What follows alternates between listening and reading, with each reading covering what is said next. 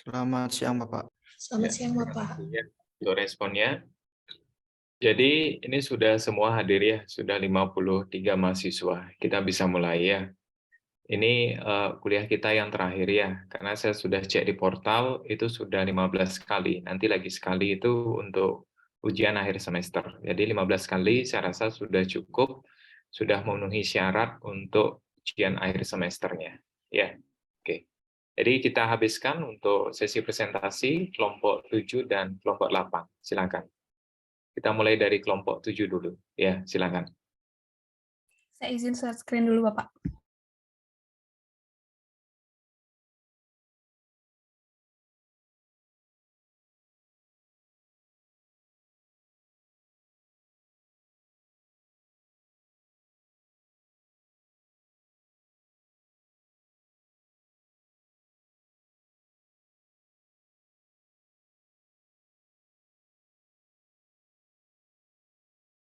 Apakah sudah terlihat?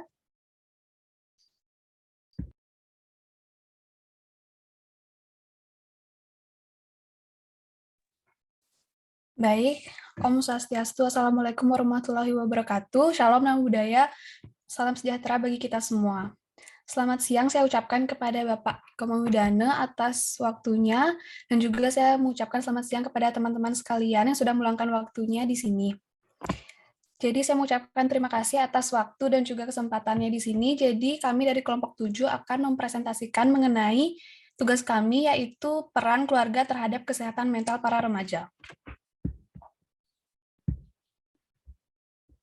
Sebelum memulai presentasi, izinkan saya untuk memperkenalkan anggota kelompok kami terlebih dahulu, dimulai dari Erlang Nabila Namayumna dengan NPM 045 sebagai penanggap jawaban pada saat sesi diskusi, lalu Elta Delviani Cayani Matasina dengan NPM 044 sebagai penanggap jawaban pada saat sesi diskusi, lalu ada Esa Kemaladinanti dengan NPM 046 sebagai pemateri kedua, lalu ada Fadilah Nur Isni Apridita Ispriono dengan NPM 047 sebagai notulis dan juga penanggap jawaban, lalu ada Idewa Gede Fajar Rafiasa dengan NPM 048 sebagai pemateri 1, lalu ada Galuh Dia Pitaloka dengan NPM 050 sebagai pemateri ketiga, dan yang terakhir saya sendiri, Ibu Febulandari dengan NPM 049 sebagai moderator yang akan mengatur jalannya presentasi kami kali ini.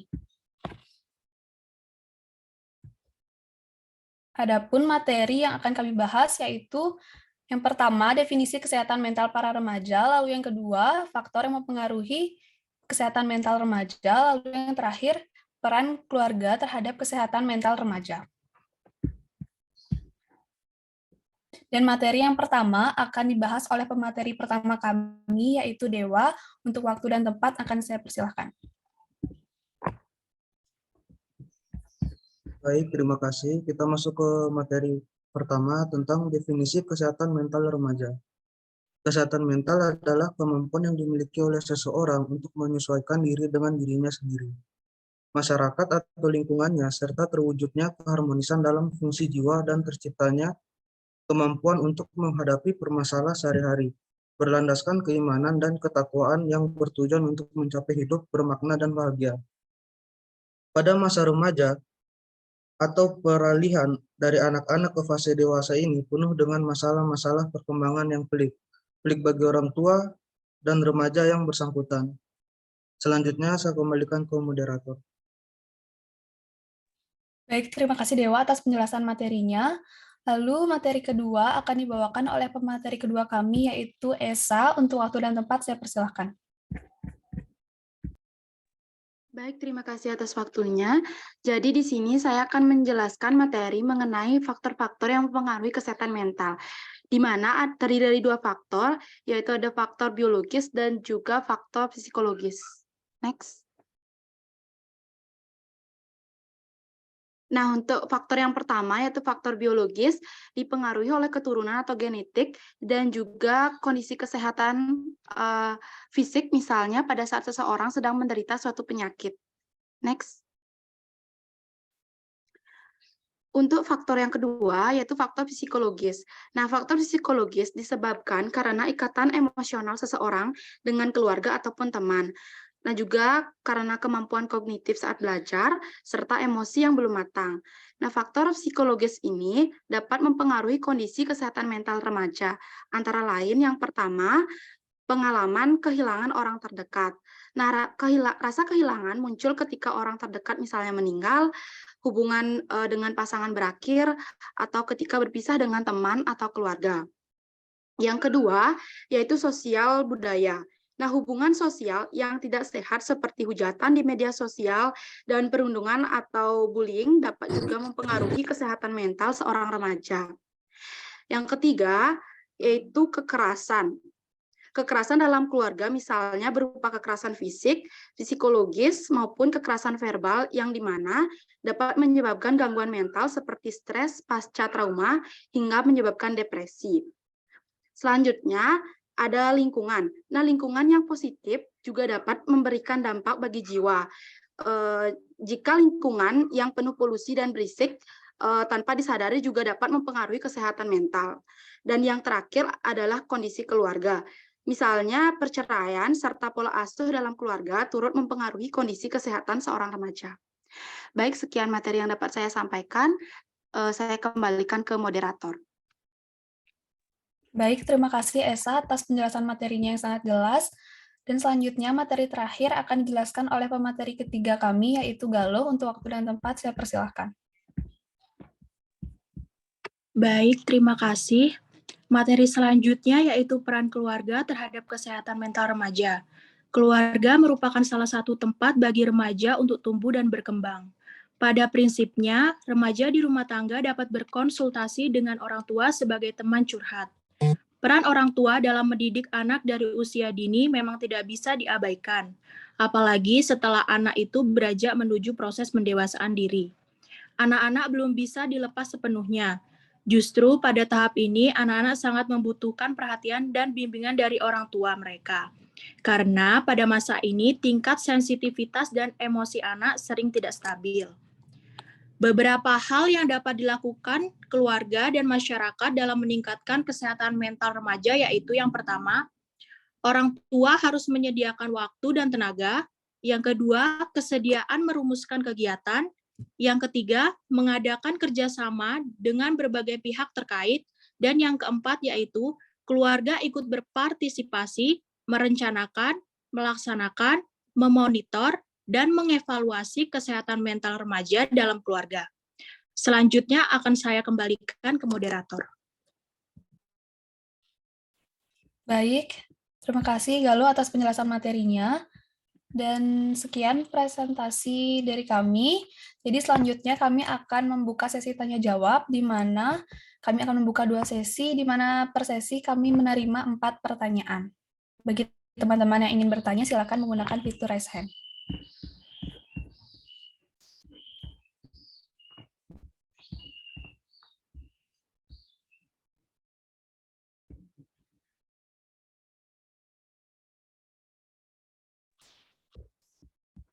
Baik, pertanyaan pertama dari NPM 025. Silakan. Baik, terima kasih. Jadi saya Nagos Rago Cintia Mika Putri dengan NPM terakhir 025. Di sini saya ingin bertanya, mengapa keluarga berperan sangat penting dalam pendidikan mental karakter anak serta pembentukan kemampuan sosial anak? Sekian.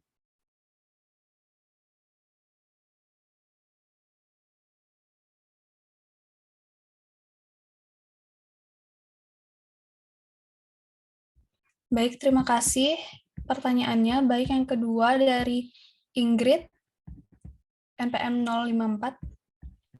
Baik, terima kasih atas kesempatan yang telah diberikan. Perkenalkan, nama saya Ingrid Cantika Amboina Bulak dengan NPM 054. Yang menjadi pertanyaan saya adalah seringkali kita menemukan bahwa orang tua itu dituntut untuk menjadi peran utama dalam mewujudkan upaya menjaga kesehatan mental seorang anak. yang menjadi pertanyaan saya ialah apakah kelompok bisa menyebutkan dan jelaskan peran dari luar yang harus berjalan beriringan bersama dengan orang tua dalam upaya untuk menjaga kesehatan mental seorang anak. Terima kasih.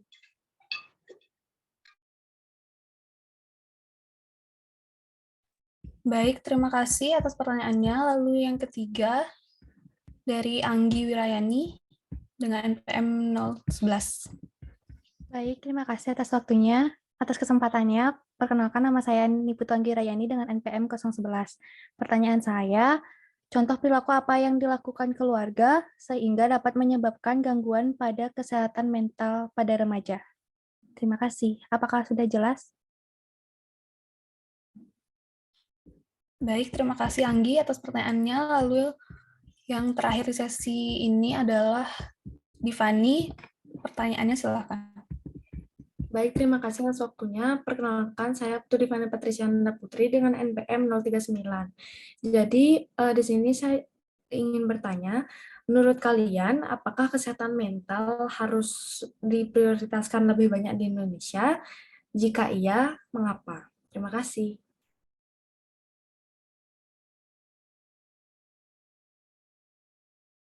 Baik, terima kasih atas pertanyaannya. Kami tampung 4 pertanyaan terlebih dahulu.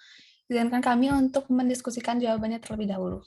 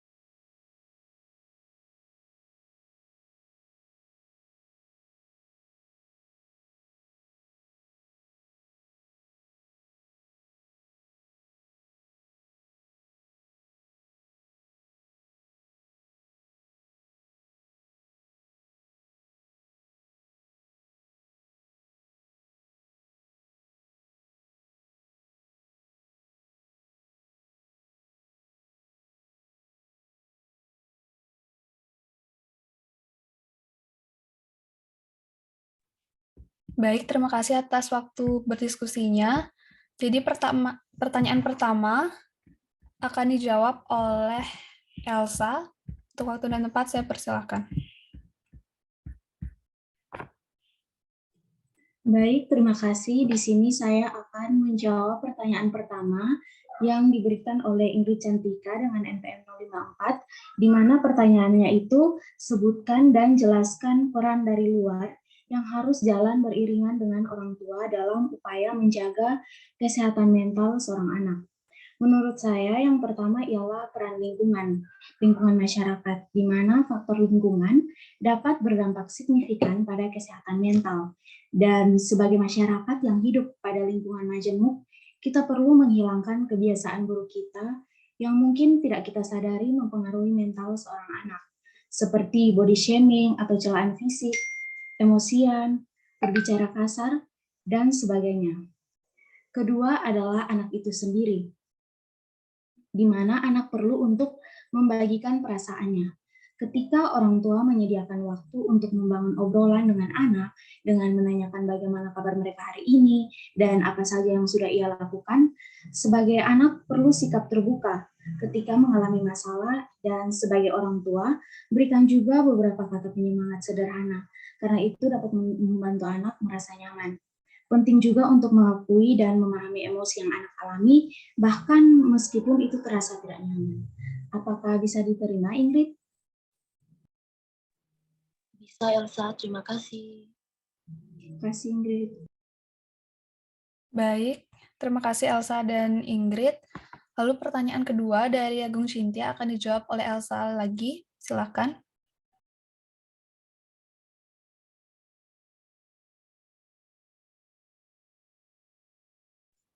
Baik, terima kasih. Saya akan menjawab pertanyaan yang tadi diberikan Gung Ici dengan NPM 025, di mana pertanyaannya itu mengapa keluarga berperan sangat penting dalam pendidikan mental karakter anak serta pembentukan kemampuan sosial anak. Jawaban dari saya, pendidikan informal dalam keluarga mempunyai peran penting dalam proses pembentukan karakter seseorang. Hal itu disebabkan keluarga merupakan lingkungan tumbuh dan berkembangnya anak sejak usia dini hingga menjadi dewasa. Melalui pendidikan dalam keluarga lah karakter seorang anak terbentuk. Apakah jawaban saya bisa diterima? Bisa, terima kasih Elsa. Terima kasih. Baik, terima kasih Elsa dan Gung Ici. Dan pertanyaan ketiga akan dijawab oleh Erlang. Silakan. Baik, terima kasih. Nah, di sini saya akan menjawab pertanyaan dari Anggi dengan MPM 011. Dan pertanyaannya, contoh perilaku apa yang dilakukan keluarga sehingga dapat menyebabkan gangguan pada kesehatan mental remaja. Kebanyakan orang tua secara tidak sadar melakukan hal yang dapat menyebabkan gangguan pada kesehatan mental remaja. Contohnya seperti membandingkan remaja dengan orang lain, mengajukan pertanyaan yang provokatif, menuntut remaja untuk menjadi seperti apa yang keluarga inginkan, melecehkan fisik remaja, hingga mengucapkan kata yang menyakitkan. Hal tersebut yang membuat remaja merasa bahwa diri mereka tidak berharga dan dapat menyebabkan gangguan kesehatan mental pada remaja. Apakah bisa diterima, Nggi? Bisa, Erlang. Terima kasih. Terima kasih. Baik, terima kasih Erlang dan Anggi. Dan pertanyaan terakhir akan dijawab oleh Isni. Untuk waktu dan tempat saya persilahkan. Baik, terima kasih. Di sini saya akan menjawab pertanyaan dari Divani, yaitu apakah kesehatan mental harus diprioritaskan lebih banyak di Indonesia? Menurut saya dan kelompok saya, tentunya harus diprioritaskan karena kesehatan mental itu sama pentingnya dengan kesehatan fisik. Dan untuk sebuah negara bisa lebih maju, tentunya didukung oleh adanya kesehatan mental yang baik bagi penduduknya. Apakah bisa diterima? Baik, jawabannya bisa saya terima. Terima kasih. Terima kasih, Divani. Baik, terima kasih Isni dan Divani. Dan selanjutnya kami akan membuka sesi tanya jawab yang kedua. Dan untuk NPM 037, Putu Dinda, silakan pertanyaannya. Baik, terima kasih atas kesempatannya. Sebelumnya perkenalkan, nama saya Putu Dinda Ardiana dengan MPM akhir 037. Di sini saya ingin bertanya, apa saja sih gejala yang akan timbul jika terjadi gangguan kesehatan mental pada remaja? Terima kasih. Baik, terima kasih atas pertanyaannya. Lalu pertanyaan kedua dari 042, Ana Agung Istri Dwi Wantari. Baik, terima kasih Feby atas kesempatannya. Sebelumnya, perkenalkan nama saya Ana Agung Istri Dwi Wantari Pramiari dengan NPM terakhir 042. Sini saya izin bertanya, bagaimana menurut kalian ciri-ciri anak remaja yang sehat secara mental? Terima kasih.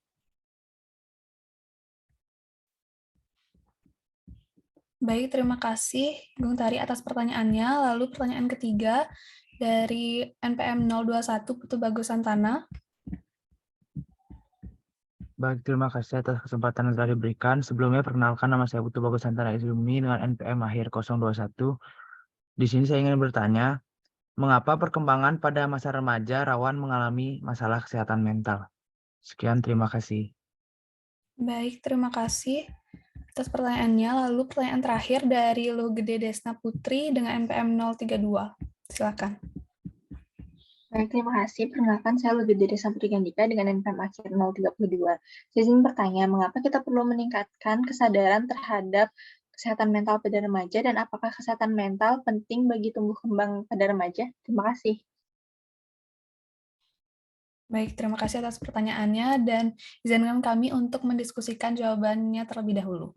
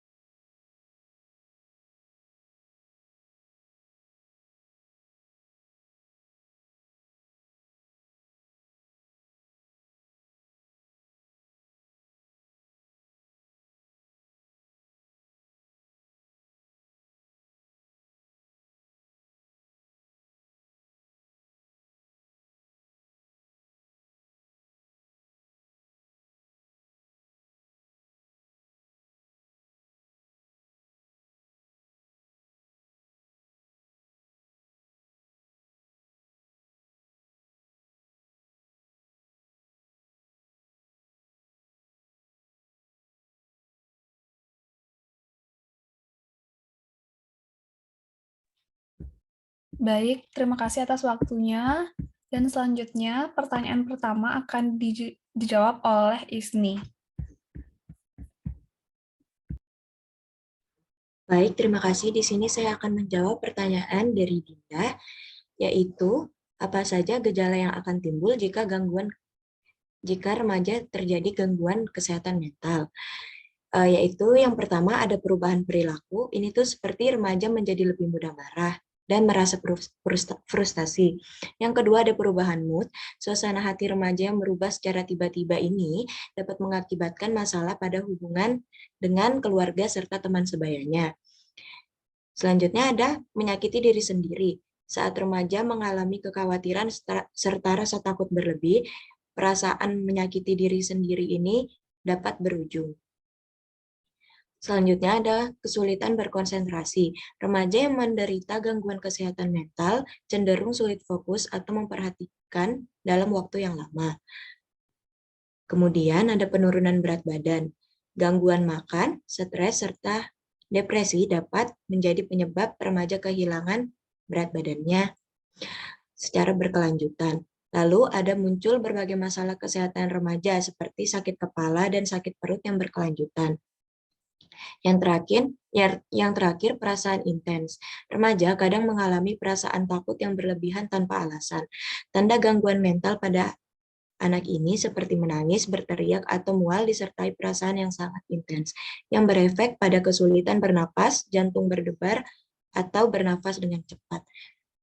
Jawaban saya apakah bisa diterima, Dinda? Bisa, Isni. Terima kasih, Isni.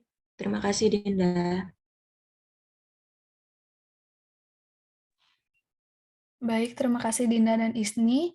Selanjutnya pertanyaan kedua dari Gung Tari akan dijawab oleh Elsa. Baik, terima kasih. Di sini saya akan menjawab pertanyaan dari Bung Tari, yaitu bagaimana ciri-ciri anak remaja yang sehat secara mental. Jawaban saya, anak remaja dengan kesehatan mental yang baik seringkali memiliki ciri-ciri, yaitu yang pertama, merasa lebih bahagia dan lebih positif tentang diri mereka sendiri dan menikmati hidup. Yang kedua itu bangkit kembali dari kekesalan dan kekecewaan. Yang ketiga, memiliki hubungan yang lebih sehat dengan keluarga dan teman. Yang keempat, melakukan aktivitas fisik dan makan makanan yang sehat. Yang kelima, terlibat dalam kegiatan. Yang keenam, memiliki rasa pencapaian. Yang ketujuh, bisa bersantai dan tidur dengan nyenyak. Dan yang terakhir itu, merasa nyaman di komunitas mereka. Apakah jawabannya bisa diterima? Bisa, Elsa. Makasih. Baik, terima kasih. Baik, terima kasih Elsa dan juga Gung Tari. Selanjutnya pertanyaan ketiga akan dijawab oleh Erlang. Untuk waktu dan tempat saya persilahkan. Baik, di sini saya akan menjawab pertanyaan dari Bagus Santana dengan NPM akhir 21 021. Di sini pertanyaannya, mengapa perkembangan pada masa remaja rawan mengalami masalah kesehatan mental? Masa remaja merupakan masa perkembangan paling kritis bagi pertumbuhan tiap individu. Pada tahap ini, seorang remaja akan mengalami perubahan fisik dan perkembangan intelektual atau mental yang cukup pesat dan penuh kejutan. Masa penuh perenungan dan keraguan terhadap identitas diri, sampai akhirnya mereka mulai menemukan identitas diri mereka sendiri. Di mana pada masa ini, seorang remaja sangat rawan mengalami gangguan kesehatan mental dikarenakan begitu banyak tekanan dan tuntutan yang dihadapi dirinya. Sekian, apakah bisa diterima? Bisa, Erlang. Terima kasih. Terima kasih. Baik, terima kasih untuk Bagus dan juga Erlang. Pertanyaan terakhir akan dijawab oleh Erlang lagi. Silakan. Baik, di sini saya akan menjawab pertanyaan dari Desna dengan NPM akhir 032. Dengan pertanyaannya, mengapa kita perlu meningkatkan kesadaran tentang kesehatan mental pada remaja dan seberapa penting kesehatan mental dalam tumbuh kembang remaja? Kesehatan mental adalah cara untuk menggambarkan kesejahteraan sosial dan emosional remaja. Anak-anak dan remaja membutuhkan kesehatan mental yang baik untuk berkembang dengan cara yang sehat maupun hubungan sosial yang kuat, beradaptasi dengan perubahan dan menghadapi tantangan hidup. Sekian, apakah bisa diterima? Bisa, Erlang. Terima kasih. Terima kasih. Baik, terima kasih Desna dan juga Erlang.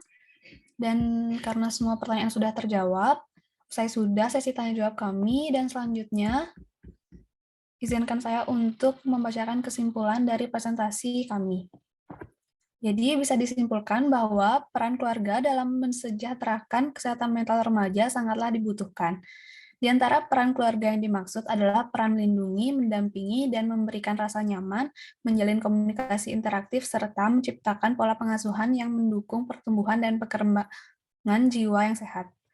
Tentu saja kita menginginkan agar kesehatan mental remaja tetap terjaga dengan adanya peran dari keluarga ini. Dalam hal ini, peran keluarga merupakan salah satu ujung tombak dalam mewujudkan kesehatan fisik dan mental remaja sehingga tercapai keluarga bahagia, sejahtera, aman, dan sentosa. Untuk itu, dibutuhkan upaya pencegahan dalam mengatasi permasalahan kesehatan mental remaja ini. Salah satunya adalah melalui peran keluarga. Dan presentasi ini bertujuan untuk menceritakan pengalaman hidup remaja mengenai peran keluarga terhadap kesehatan mental remaja. Baik, sekian presentasi dari kelompok kami. Apabila ada kesalahan maupun kekurangan, saya mohon maaf. Dan saya harap presentasi kali ini membawa manfaat bagi teman-teman sekalian. Dan saya tutup dengan Param Santi. Om Santi, Santi, Santi Om. Wassalamualaikum warahmatullahi wabarakatuh. Shalom nama budaya. Dan untuk waktu dan tempat, saya kembalikan kepada Bapak Iko Manggudana lagi. Terima kasih. Terima kasih Feby ya telah mengantarkan sesi diskusi dan sekaligus memimpin diskusinya ya.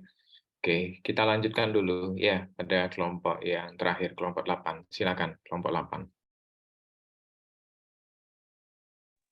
Baik, terima kasih atas kesempatannya. Izinkan kami untuk share screen terlebih dahulu. Untuk rekan saya Karina, saya persilakan.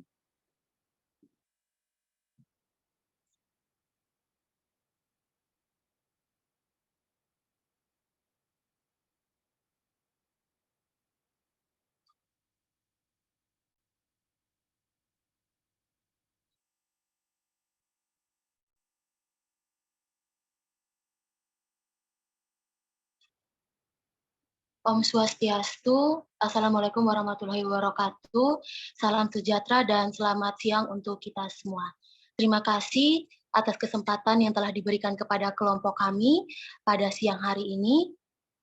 Kami akan mempresentasikan hasil diskusi kami di mana presentasi kali ini kami akan mengangkat topik yang sangat menarik, yaitu self-diagnosis kesehatan mental pada remaja. Sebelum kita masuk ke dalam diskusi, izinkanlah kami untuk memperkenalkan diri kami terlebih dahulu. Perkenalkan, saya Ingrid Cantika Amboina Bulak dengan NPM 054 selaku moderator yang akan memandu jalannya presentasi. Perkenalkan, nama saya Samadihani Irawan, NPM nomor 051 sebagai penjawab pertanyaan. Perkenalkan, nama saya Hilda Edria Dewina, NPM 052 sebagai penjawab pertanyaan. Perkenalkan, nama saya Nilo Putu Indah Yuliana Dewi, NPM terakhir 053 sebagai penjawab pertanyaan. Perkenalkan, saya Ismi Megi Arlita dengan NPM akhir 055 sebagai pemateri. Perkenalkan, saya Juvensia Sada Kamara dengan NPM 056 dengan penjawab pertanyaan. Perkenalkan, nama saya Gusti Agung Karina Yosania dengan nomor MPM terakhir 057 sebagai notulen. Dan yang terakhir, saya Kadek Sarangga Andika Putra, NPM 58 sebagai pemateri 1. Adapun batasan masalah yang telah disiapkan oleh kelompok kami, di mana batasan masalah dari topik yang kami angkat ini guna untuk dapat mengatur jalannya presentasi sesuai pada alurnya dan tetap pada topik yang kami angkat. Batasan masalah yang pertama yaitu luas lingkup hanya meliputi informasi seputar self-diagnosis pada remaja, dan informasi yang disajikan yaitu fenomena self-diagnosis kesehatan mental pada remaja, apa yang menyebabkan terjadinya self-diagnosis kesehatan mental, dan cara mengatasi self-diagnosis kesehatan mental pada remaja. Untuk mengetahui lebih lanjut mengenai topik ini, saya mempersilahkan rekan saya Krisna untuk menjelaskan. Next.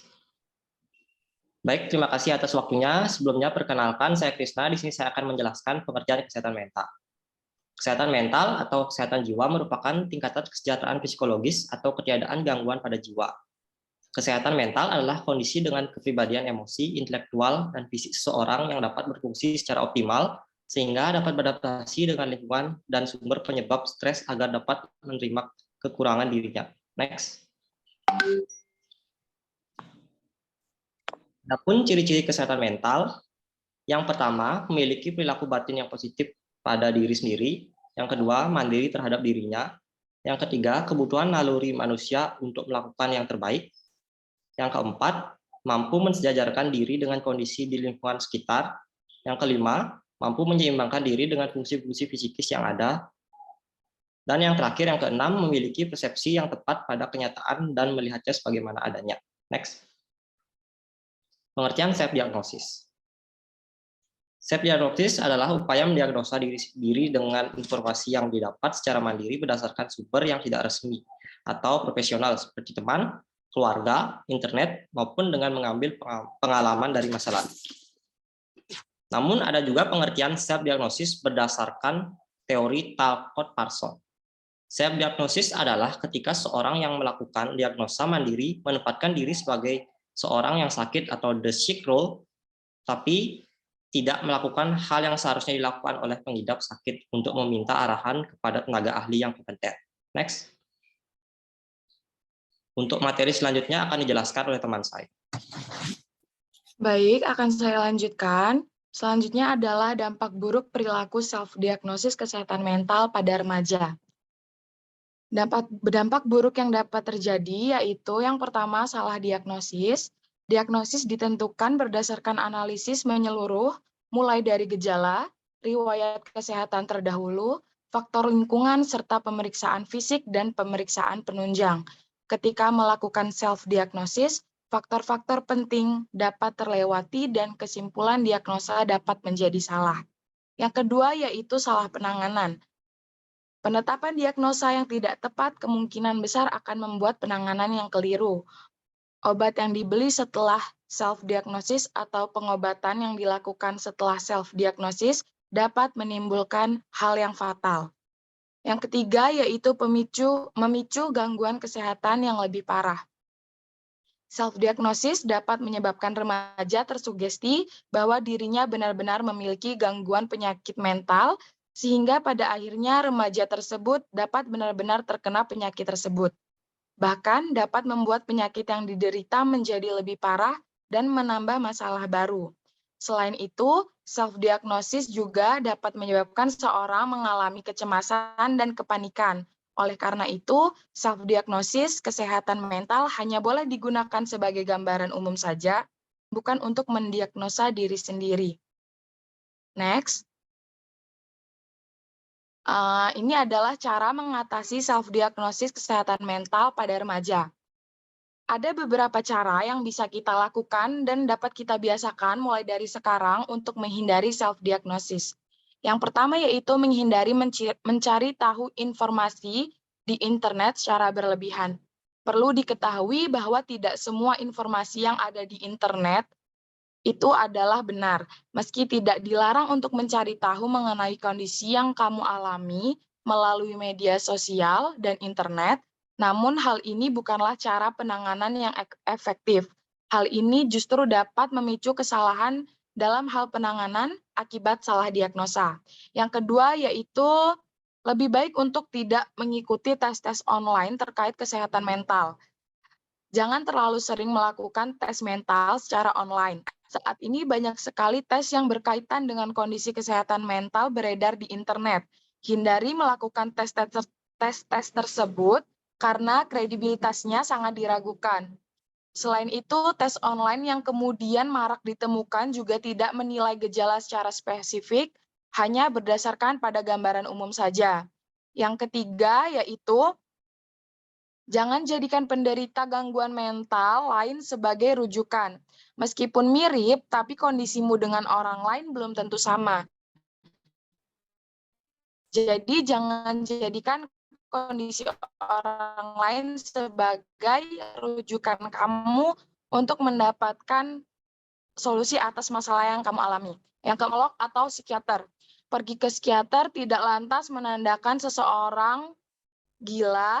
Jika kamu merasakan gejala-gejala yang tidak terkira dan telah sampai merusak keseharianmu, jangan ragu untuk segera memeriksakan diri dan berkonsultasi pada para ahli. Karena kesehatan mental bukanlah hal yang dapat ditangani oleh diri sendiri. Next.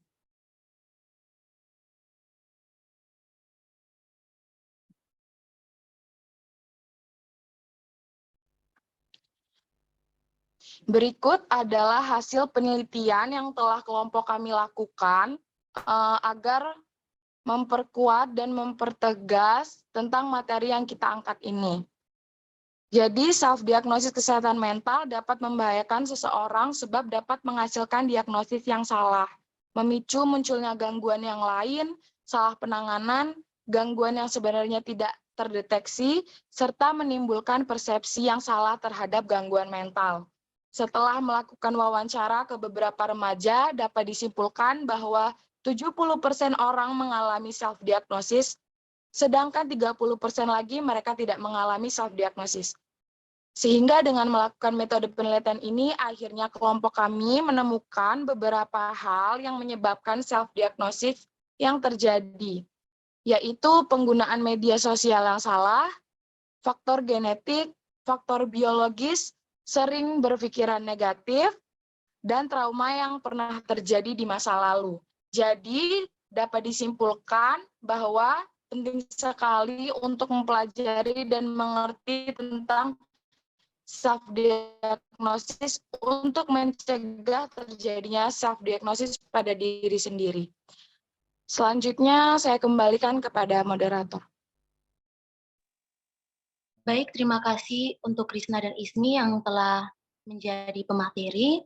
Selanjutnya kita akan masuk ke dalam sesi tanya-jawab, di mana sesi tanya-jawab kali ini akan dibagi menjadi 2 sesi, dan masing-masing sesi kami mempersilahkan bagi 4 orang penanya. Bagi teman-teman yang ingin bertanya, dapat menggunakan fitur raise hand.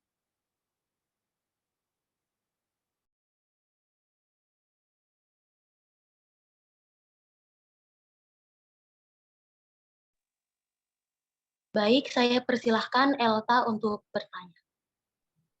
Baik, terima kasih Ingrid. Perkenalkan, saya Elta Delviani Jayani dengan NPM 044. Di sini saya akan bertanya, mengapa kita perlu meningkatkan kesadaran tentang kesehatan mental pada remaja dan seberapa penting kesehatan mental dalam tumbuh kembang remaja? Terima kasih.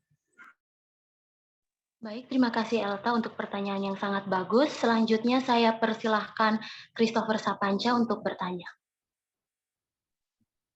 Baik, terima kasih atas kesempatannya. Sebelumnya perkenalkan nama saya Gede Christopher Genusia Sapanca, NPM akhir 026. Pertanyaan dari saya, seringkali kita menemukan fenomena di mana orang-orang ragu untuk pergi ke psikolog. Sebenarnya apa faktor dibalik keraguan tersebut dan bagaimana cara mengatasinya? Terima kasih. Baik, terima kasih Christopher. Selanjutnya saya persilahkan Erlang. Ya, terima kasih atas kesempatannya. Perkenalkan, nama saya Erlang Nabilak Tamayumna dengan NPM akhir 045. Di sini saya mau bertanya, bagaimana sih cara orang tua untuk mengetahui dengan jelas permasalahan pada anaknya tanpa melabel bahkan mendiagnosa dirinya sendiri? Sekian, terima kasih.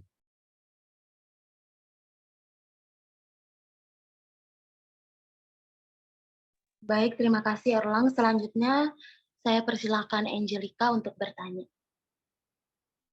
Terima kasih atas waktunya. Perkenalkan, nama saya Saputra Resta Angelica Chandra dengan NPM terakhir 015. Nah, jadi kan menurut kalian tuh self-diagnosis dapat menyebabkan pasien tersugesti. Nah, adakah cara lain mengetahui kesehatan mental selain self-diagnosis? Terima kasih. Baik, terima kasih untuk Angelica. Karena sudah ada 4 orang penanya untuk sesi 1, maka izinkanlah kelompok kami untuk mendiskusikan jawabannya terlebih dahulu.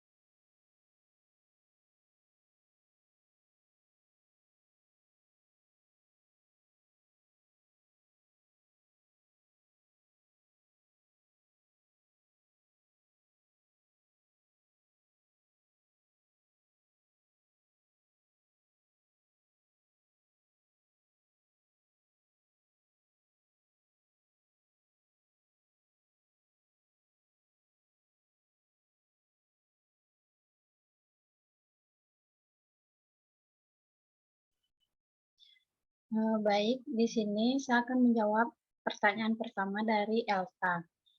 Mengapa kita perlu meningkatkan kesadaran tentang kesehatan mental pada remaja dan seberapa penting kesehatan mental dalam tumbuh kembang remaja? Kesehatan mental adalah cara untuk menggambarkan kesejahteraan sosial dan emosional. Remaja membutuhkan kesehatan mental yang baik untuk berkembang dengan cara yang sehat, membangun hubungan sosial yang kuat, beradaptasi dengan perubahan, dan menghadapi tantangan hidup. Apa bisa diterima, Elsa? Bisa, terima kasih. Terima kasih.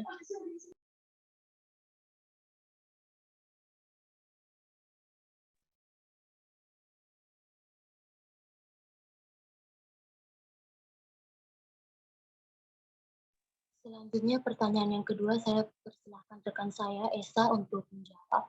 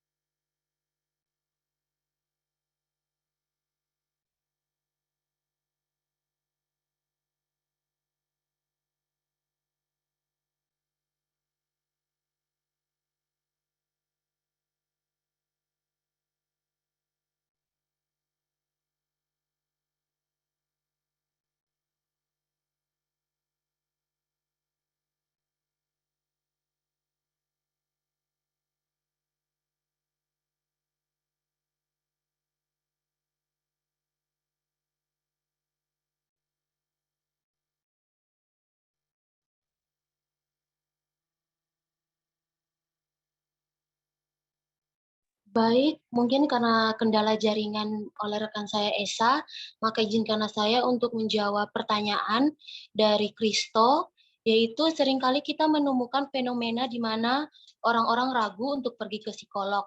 Sebenarnya apa yang menjadi faktor di balik keraguan tersebut dan bagaimana sih cara mengatasinya? Dari hasil diskusi kelompok kami menjawab bahwa hal yang menjadi faktor yang pertama adalah ketakutan tersendiri. Bagi sebagian orang, pergi ke psikolog adalah keputusan yang besar. Mulai muncul pertanyaan-pertanyaan seperti, apa saya terlalu berlebihan ya sampai harus ke psikolog? Dan bagaimana kalau psikolognya tidak membantu saya? Ketika mulai meragukan diri kita seperti itu dengan melontarkan pertanyaan seperti tadi, kita harus yakin bahwa mencoba untuk pergi ke psikolog itu lebih baik daripada tidak. Apalagi kalau sampai kita harus melakukan self-diagnose kepada kesehatan mental kita sendiri. Dan yang kedua yaitu minimnya akses psikolog menurut Ikatan Psikolog Klinis Indonesia atau IPK. Jumlah psikolog klinis yang ada saat ini adalah 3.223 yang terpusat di Pulau Jawa. Jumlah ini bisa dibilang sedikit dibandingkan dengan Amerika Serikat yang memiliki 106.000 psikolog. Aplikasi konseling psikolog daring biasanya membantu masyarakat untuk mengakses layanan psikologi tanpa harus keluar rumah. Dan faktor yang ketiga itu banyaknya biaya yang harus dikeluarkan. Selain keterbatasan akses psikolog, faktor biaya juga harus dipertimbangkan. BPJS Kesehatan bisa memberikan akses psikolog di rumah sakit terdekat. Jika Anda memiliki asuransi atau BPJS Kesehatan, maka bisa mencoba mencari tahu apakah rumah sakit terdekat bisa menawarkan layanan psikolog yang ditanggung oleh BPJS itu sendiri. Berikutnya, untuk pertanyaan yang ketiga, saya persilahkan rekan saya Handi untuk menjawab pertanyaan. Baik, di sini saya akan menjawab pertanyaan dari Erlang, yaitu bagaimana cara orang tua untuk mengetahui dengan jelas permasalahan pada anak tanpa melabel bahkan mendiagnosis sendiri. Itu dengan cara pengamatan orang tua perlu secara tajam dalam memperhatikan berbagai perilaku dan perubahan yang ditampilkan anak. Gunakanlah informasi di internet sebagai pengetahuan dan segera datangi profesional terkait seperti psikolog dan psikiater untuk mencari tahu permasalahan kesehatan mental anak dan penanganannya.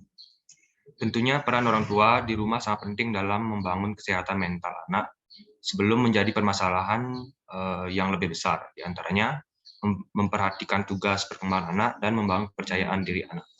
Apakah bisa diterima, Erlang? Bisa, terima kasih. Baik, terima kasih. Selanjutnya saya persilakan rekan saya Hilda untuk menjawab pertanyaan yang keempat.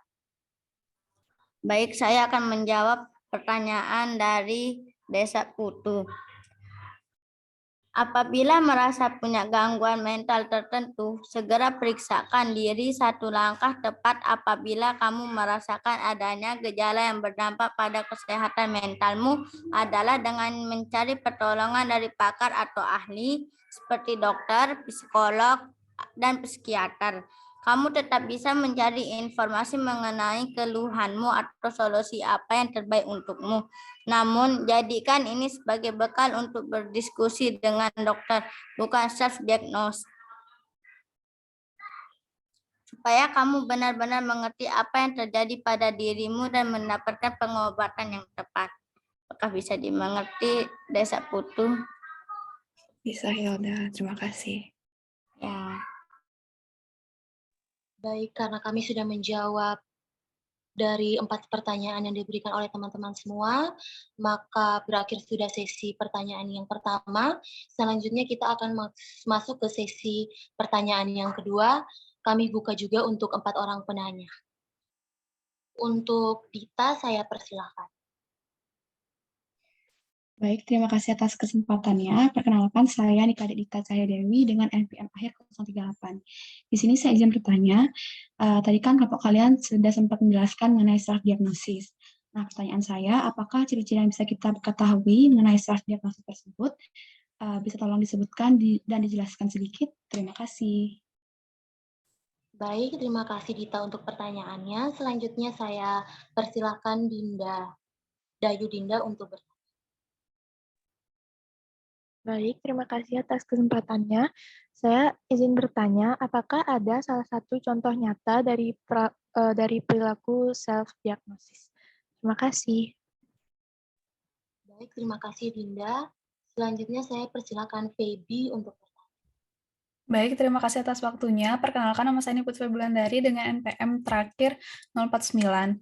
Jadi pertanyaan saya adalah mengapa bisa muncul adanya tren self-diagnosis yang kalian jelaskan ini? Terima kasih. Baik, terima kasih Feby untuk pertanyaannya. Untuk penanya yang terakhir, saya persilakan Armi untuk bertanya. Baik, terima kasih atas kesempatannya. Sebelumnya perkenalkan saya Armiawati, NPM 016, izin bertanya. Apakah aksesibilitas pengobatan kesehatan mental setara dengan aksesibilitas pengobatan kesehatan fisik? Terima kasih. Baik, terima kasih Armi untuk pertanyaannya. Karena sudah ada 4 orang penanya, maka izinkanlah kami untuk mendiskusikan jawabannya terlebih dahulu. Terima kasih.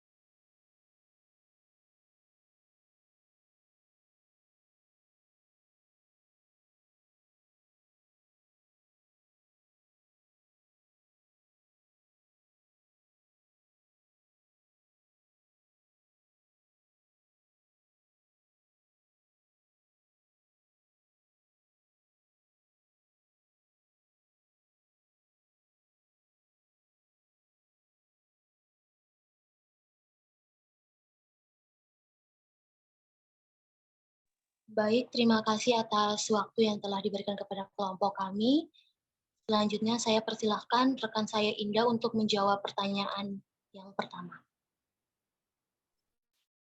Baik, di sini saya akan menjawab pertanyaan dari Dita. Apakah ciri-ciri yang bisa kita ketahui mengenai self-diagnosis? Ciri-ciri self-diagnosis yaitu yang pertama ada panik. Self-diagnosis dapat memicu kepanikan yang kemudian akan menimbulkan stres terhadap seseorang. Seseorang akan melakukan self-diagnosis cenderung mengalami berbagai kepanikan yang tidak seharusnya. Yang kedua ada menyangkal kesehatan mental. Dengan terlalu sering melakukan self-diagnosis, seseorang bisa menyangkal kondisi kesehatan mental yang sesungguhnya. Yang ketiga ada tidak mau berkonsultasi dengan ahlinya. Dengan menganggap diri sendiri sebagai seorang yang mampu mengobati diri sendiri, mereka yang kerap melakukan self-diagnosis kemudian menjadi tidak ingin berkonsultasi lagi kepada para ahli. Orang yang sering melakukan self-diagnosis juga kerap menemukan berbagai informasi dari hasil searching internet. Setelahnya, ia merasa tidak perlu lagi untuk berkonsultasi ke psikolog. Apakah bisa diterima, Dita? Baik, jawabannya. Terima kasih. Terima kasih. Baik, terima kasih untuk Dita dan Indah. Selanjutnya saya persilakan rekan saya Esa untuk menjawab pertanyaan yang kedua.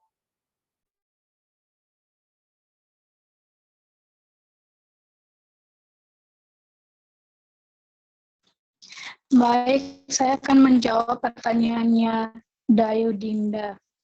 Apakah ada contoh nyata dari perilaku self-diagnosis? Contohnya yaitu terdapat gangguan mental itu berujung mati diri. Kemudian remaja tersebut akhirnya ketergantungan obat penenang karena dia merasa dirinya mengidap stres. Padahal menurut pemeriksaan psikolog, dia hanya memiliki serangan panik yang bisa ditangani dengan terapi psikologis 1-2 bulan. Akibat keputusannya untuk mengobati dirinya sendiri dengan obat penenang seperti Xanax, remaja tersebut harus ditangani secara medis dan psikologis selama 6-12 bulan. Biayanya menjadi berlipat ganda, belum lagi dampak emosionalnya. Lalu terdapat remaja yang mendiagnosis dirinya sendiri mengalami depresi. Dia sering melakukan dirinya sendiri dan mencoba bunuh diri. Padahal setelah melakukan konsultasi dengan psikolog, ditemukan bahwa ia mengidap gangguan kepribadian ambang. Salah satu konsekuensi dari pasien yang memiliki gangguan ini adalah ketidakstabilan hubungan interpersonal yang jika diagnosis ini didapat lebih awal, mungkin putusnya hubungan remaja tersebut dengan teman dan pacarnya bisa dihindari. Apakah bisa diterima jawabannya? Bisa, terima kasih. Apakah bisa? Baik, terima kasih untuk Dayu, Dinda, dan Esa. Selanjutnya saya mempersilahkan rekan saya Handi untuk menjawab pertanyaan.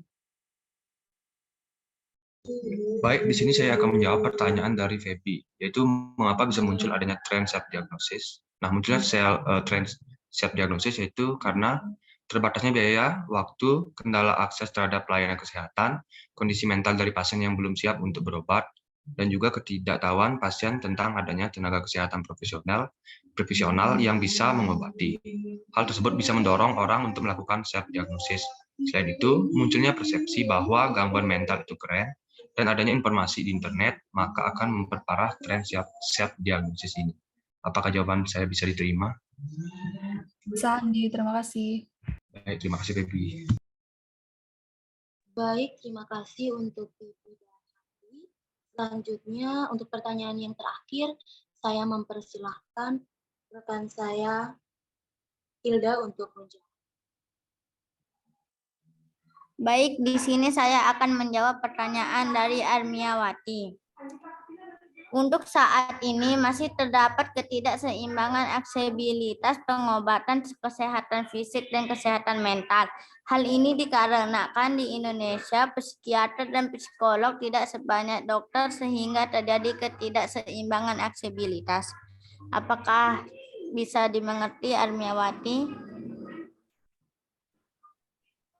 Bisa dimengerti, Wina. Terima kasih.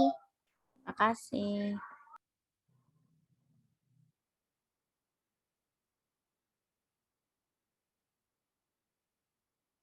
Baik, terima kasih untuk 4 orang penanya dan rekan saya yang sudah menjawab pertanyaan dari teman-teman semua. Saya mengucapkan limpah terima kasih kepada teman-teman semua yang sudah memberikan kelompok kami pertanyaan guna sebagai timbal balik dari presentasi yang dilakukan oleh kelompok kami. Akhir dari presentasi ini, kelompok kami mengambil kesimpulan bahwa perilaku self-diagnosis kesehatan mental pada remaja memiliki dampak buruk dan bahaya yang dapat menyebabkan diagnosis yang salah, memicu munculnya gangguan yang lain, salah penanganan, gangguan yang sebenarnya tidak terdeteksi, serta menimbulkan persepsi yang salah terhadap gangguan mental. Hal tersebut juga dapat menyebabkan remaja tersugesti bahwa dirinya benar-benar memiliki suatu gangguan penyakit mental, sehingga akhirnya remaja benar-benar terkena penyakit tersebut. Akhir dari presentasi ini, kelompok kami sangat mengharapkan bahwa dengan topik yang kami angkat ini dapat memberikan pengetahuan yang lebih baik lagi kepada teman-teman semua mengenai self-diagnosis kesehatan mental pada remaja, sehingga kita semua dapat terhindar dari perilaku self-diagnosis yang dapat membahayakan mental kita sendiri. Saya mengucapkan sekian dan terima kasih. Oke, ya. Terima kasih ya kepada Ingrid yang sudah membawakan sesi diskusi untuk kelompok 8. Ya. Jadi tadi kelompok 7 dan kelompok 8 ini membawakan materi terkait dengan kesehatan mental. Ya, kelompok 7 itu bicara masalah peran keluarga, sementara kelompok 8 itu masalah self-diagnosis. Ya, oke. Saya akan share screen terlebih dahulu terkait dengan apa yang sudah dibuat. Ya, oke. Saya mulai dari kelompok 8 terlebih dahulu ya. Nah, ini self-diagnosis ya, kesehatan mental pada remaja. Jadi, Bapak komentari terlebih dahulu, kalau misalnya saja self-diagnosis ini masih berupa bahasa asing, itu penulisannya mohon diperhatikan. Ya, jadi harus dicetak miring, seperti itu. Kemudian, yang kedua, ini terkait dengan cara membuat rumusan masalah. Ya, jadi ada 4 rumusan masalah, apa itu kesehatan mental, apa itu self-diagnosis, kemudian yang keempat, bagaimana cara mengatasi dan seterusnya. Ya, untuk poin yang pertama, kedua, dan ketiga, termasuk yang keempat, ini masih berupa bahasa lisan. Ya, jangan saja apa itu kesehatan mental, itu kan masih berupa bahasa lisan. Ya, jadi ini harus diubah menjadi bahasa tulis, yakni apakah definisi kesehatan mental, misalnya saja seperti itu, kemudian bagaimanakah pengertian self-diagnosis, seperti itu misalnya saja. Ya, jadi kata apa, dan apa, itu tolong dilengkapi dengan partikel kah. Ya, karena ini adalah artikel ilmiah, jadi penulisannya itu harus lengkap dan baku, seperti itu. Ya, jadi apa itu kesehatan mental, apa itu merah, apa itu putih. Jadi itu masih berupa bahasa lisan, ya seperti itu. Kemudian untuk pembahasan, jadi ada 4 rumusan masalah seperti itu. Kemudian di pembahasan ini juga sudah terjawab semua terkait dengan definisi kesehatan mental. Kemudian ada self-diagnosis. Nah di sini kan self-diagnosis ini sudah tepat untuk penulisannya, dicetak miring seperti itu. Ya, oke. Nah, ini berdasarkan teori Talcott-Parsons, misalnya saja seperti itu. Ini kan tidak usah Anda cetak miring. Ya, itu tolong diperhatikan. Oke, kemudian cara mengatasi dan seterusnya. Nah, ini kan sudah dijawab ya. Nah, kalau misalnya saja Anda ini melakukan penelitian sendiri atau mengambil referensinya itu dari beberapa artikel. Kami melakukan penelitian sendiri, Bapak. Oke, ya, terima kasih tanggapannya untuk Ingrid. Ya, kalau misalnya saja Anda melakukan penelitian sendiri, melakukan wawancara kepada remaja ya, kalau di sini beberapa remaja, nah ini dia datanya belum valid ini, kalau Anda menyebutkan beberapa. Ya, karena di sini kan sudah ada data yang valid, ada 70%, kemudian ada 30%. Nah, mengapa Anda bisa menyatakan ini 70% dan 30%, sementara di sini Anda menyebutkan beberapa remaja. Ya, jadi kalau misalnya saja ingin memakai sampel, mungkin barangkali bisa disebutkan langsung ada berapa misalnya, ada 20, 30, dan sebagainya. Ya, sehingga ini nanti data 70% dan 30% ini bisa valid dan tidak terbantahkan jadinya. Seperti itu. Ya, itu tolong diperhatikan. Ya. Oke, kemudian masalah tata cara penulisan daftar pustaka ini sudah tepat ya, saya rasa tidak ada masalah dan ini sudah penulisannya sesuai dengan alfabet seperti itu. Nah, kalau kita bicara masalah self diagnosis ya, termasuk juga untuk sebentar ya, kelompok 7 juga ya. Ini mumpung kita bicara masalah format seperti itu. Nah, ini ke kelompok 7, jadi penulisan daftar pustaka tolong diperhatikan ya. Ini masih belum alfabetis ya. Jadi masih ada S yang nyempil di sini. Harusnya kan D ya, Dewi C terlebih dahulu, baru diikuti dengan penulis Karina, baru diikuti dengan Replita, kemudian yang paling akhir itu adalah Susanti. Ya, jadi harus alfabetis dia, tersusun sesuai dengan abjadnya, seperti itu. Ya. Oke, untuk isinya, saya rasa ini sudah baik. Ya. Apakah definisi? Nah, ini dia. Ingat, harus dilengkapi dengan partikel K, seperti itu. Bagaimanakah definisi, kemudian apakah yang dimaksud, dan seterusnya. Ya, jadi mempergunakan bahasa yang baku, seperti itu. Dan ingat, untuk penulisan kata kunci, Anda ambil dari judulnya saja. Ya, jadi untuk penulisan kata kunci di dalam abstrak, Anda ambil dari judulnya. Ya, misalnya saja kalau judulnya peran keluarga terhadap kesehatan mental remaja, ini kan ada 3 kata kunci. Ya, peran keluarga, kemudian kesehatan mental, lantas ada remaja. Seperti itu. Kalau untuk penulisan kata kunci di dalam abstrak, itu minimal 3. Ya, 3 kata kunci. Seperti itu. Nah, kalau kita bicara terkait dengan kesehatan mental, ini kan memang yang bicara itu harus profesional. Entah itu psikolog ataukah psikiater. Jadi selama ini kan kita sering mencari tahu apa yang menjadi masalah kita terkait dengan kesehatan baik secara fisik maupun secara mental, kita bertanya pada Google. Kadang-kadang kalau menurut saya Google itu kan toksik, dia racun seperti itu. Ya, kita tidak walaupun kita dapat jawaban, pada akhirnya kita merasa was-was seperti itu. Ya, oleh karena itu saran saya seperti yang sudah disampaikan tadi oleh kelompok 8, itu kan tidak semua informasi itu benar ya yang ada di Google. Jadi alangkah bagusnya kalau Anda mengalami kesehatan fisik ataukah kesehatan mental, langsung datang pada ahlinya. Ya. Jadi kalau kesehatan mental itu pada psikolog atau psikiater, sementara kesehatan fisik itu terkait dengan penyakit tertentu yang ada pada tubuh kita. Lebih bagus Anda langsung pada ahli dan profesionalnya, seperti itu. Nah, pertanyaan yang menarik tadi, itu mengapa orang-orang ketika dia mengalami kesehatan mental, itu bukan jarang ya, ya bisa dikatakan jarang atau takut ke psikolog atau ke psikiater. Nah, inilah stigma di masyarakat. Karena apa? Kalau kita berobat ke psikolog atau ke psikiater, orang-orang itu menyangka kita itu orang gila.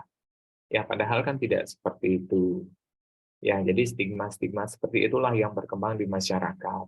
Jadi kalau kita berobat ke poli jiwa misalnya saja seperti itu, waduh, dia pasti gila karena dia berobat ke situ. Kan belum tentu seperti itu. Ya, jadi kesehatan mental itu kan memang sangat mempengaruhi, ya bahkan bisa berimbas pada kesehatan fisik. Ya, jadi kalau Anda mengalami gangguan apapun terkait dengan kesehatan Anda, lebih baik Anda langsung datang kepada ahlinya, berobat ke situ. Apalagi sekarang kalau untuk kesehatan fisik, BPJS, kesehatan mental kan sudah ditanggung oleh BPJS Kesehatan. Ya, jadi kita tidak usah membayar seperti itu. Ya. Nah, itu sedikit terkait dengan apa yang sudah Anda buat, kemudian apa yang sudah Anda diskusikan.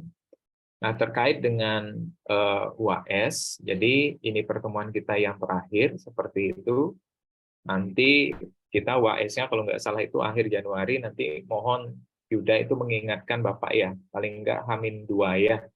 Jadi sistemnya itu sama seperti sebelumnya, kita ujian secara daring, tapi saya tidak tahu juga apakah daring ataukah offline, seperti itu, karena saya melihat bahwa gedung FKG yang baru yang di SLUA itu sudah selesai.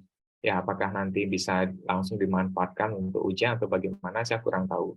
Nah, kalau ujiannya itu secara daring, jadi sama seperti UTS kita yang kemarin. Ya, jadi saya akan membuat soal itu melalui PPT. Saya tampilkan melalui PPT. Dan Anda menjawab dengan menulis tangan pada selembar kertas double folio. Seperti itu. Kemudian, untuk materi ujian, itu dari materi kita yang pertama. Ya, mengenai sejarah bahasa Indonesia sampai dengan sesi diskusi kita hari ini.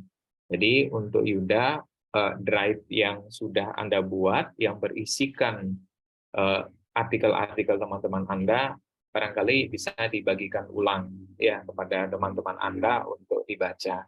Karena saya mengambil soal ujian itu dari apa yang sudah Anda buat bersama anggota kelompoknya dan apa yang sudah didiskusikan seperti itu. Ya. Kemudian untuk nilai akhir mata kuliah bahasa Indonesia itu saya tentukan berdasarkan beberapa indikator. Ya, saya sudah sampaikan di awal, itu ada indikator kehadiran, kemudian keaktifan, ini saya sudah catat, siapa yang bertanya, siapa yang banyak memberikan tanggapan, seperti itu. Kemudian yang ketiga itu dari nilai UTS dan UAS, kemudian ada nilai tugas. Ya, jadi tugas Anda kan ini, ya tugas secara kolektif seperti itu. Ya, nah kombinasi dari indikator tadi, ya, dan yang poin paling tinggi itu adalah nilai dari ujian akhir semesternya. Jadi hampir sekitar 25% nilai UAS itu akan menentukan nilai akhir dari mata kuliah ini. Ya, jadi seperti itu. Kalau barangkali ada yang merasa tidak aktif di dalam perkuliahan, ataukah barangkali mungkin nilai UTS-nya yang tidak memuaskan seperti itu, dan kehadiran, kalau kehadiran saya rasa kan Anda rajin semua di sini. Ya, mungkin nanti bisa ditutup dengan nilai ujian akhir semester. Ya, jadi seperti itu. Oke, ada pertanyaan atau tanggapan barangkali silakan terkait dengan perkuliahan kita selama 1 semester. Jadi mata kuliah bahasa Indonesia Anda itu hanya dapatkan 1 semester saja, yakni pada semester 1. Ya, silakan kalau ada yang ingin ditanyakan atau didiskusikan, saya berikan kesempatan. Silakan.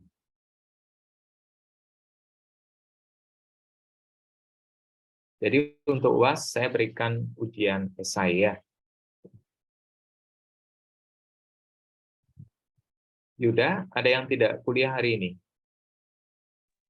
Semua hadir, Bapak. Oke, ya, terima kasih untuk responnya ya. Oke, saya rasa tidak ada yang bertanya atau memberikan tanggapan ya. Oke, untuk hari ini saya selesaikan kuliah kita. Minggu depan Anda sudah minggu tenang, seperti itu, tidak ada perkuliahan untuk mata kuliah saya. Ya, selamat Natal bagi yang merayakan Natal tanggal 25. Ya, selamat Hari Raya Galungan dan Kuningan bagi yang merayakan Galungan dan Kuningan, dan tentu saja selamat Tahun Baru 2023. Ya, tetap semangat, Anda masih semester 1, Februari sudah semester 2. Perjalanannya masih panjang, tapi tidak akan terasa. Ya, tetap semangat untuk kuliahnya ya. Kalau ada masalah, silakan diskusikan dengan dosen pembimbing akademiknya. Semua masalah itu pasti bisa diselesaikan. Seperti itu. Tetap semangat ya. Selamat Tahun Baru 2023. Jadilah pribadi yang lebih baik pada tahun depan. Ya, sampai jumpa ya. Terima kasih banyak ya. Mohon maaf kalau ada yang salah ya selama perkuliahan ini ya. Selamat siang ya. Selamat istirahat. Terima kasih banyak Bapak. Ya, Terima kasih. kasih. Selamat siang Pak. Terima kasih banyak. Terima kasih, Pak. Terima kasih, Pak. Terima kasih, Pak. Terima kasih, Pak.